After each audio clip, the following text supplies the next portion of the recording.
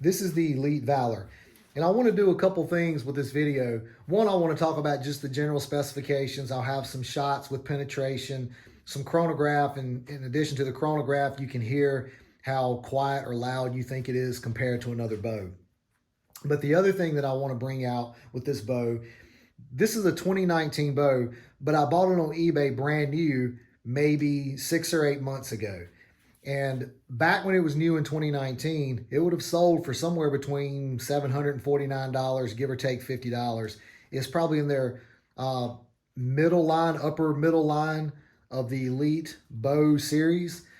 And so when you're out looking for bows, if it's currently today, and you want to get an upper end bow, but sometimes those current today bow prices for the newest, latest, greatest model, they're a little hard to swallow. I mean, you get the newest bow, and by the time you've got it all decked out, you could easily have $1,500 to $2,000 in a bow. So if that's your thing, that's all good, and certainly do that. But if you're looking to be a little bit more budget friendly and spending conscious, then what I would suggest maybe give a shot of doing is, whether it's Elite or Matthews or Hoyt or whatever it is, look back at their catalog from, say, 2 years ago, 3 years ago, and see what their upper level bows were. Then go search those on the internet and see if you can find one of those selling for brand new. And a lot of times they're at a huge discounted price from what they were. And this is a great example of that. But they're really smooth shooting bows.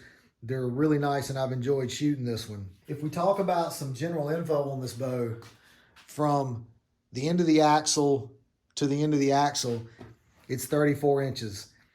Just like this, it weighs about 4 3/4 pounds. You put a quiver and arrows on it, and it takes it up to about 5.5 pounds.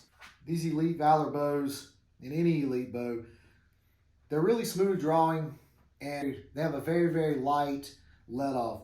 So when you get back to the end and you're holding it, I mean, right now, I feel like I'm holding virtually next to nothing. I mean, this thing's set up at 85% let off, so I could hold this for a pretty long time before I even remotely started to get fatigued from holding it back. The setup that I have and the arrows that I'm shooting, it'll shoot right around 262, 63 feet a second. Shooting these Easton Aftermath carbon arrows, Easton 340s, 321 grains without the field tip, 100.8. They are 29 1/4 inches. This is the Elite Valor, 60.36. Let's check it against the Matthews Triax, 60.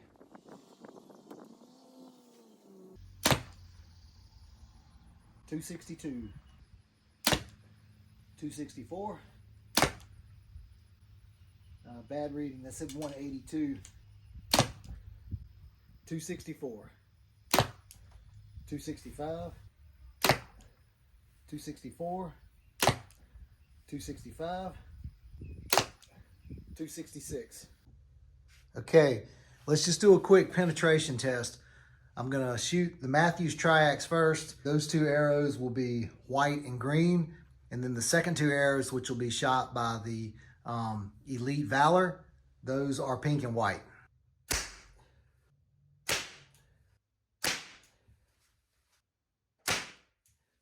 Okay, you can see the last two shots I fired, which were the Elite Valor, I got slightly better penetration.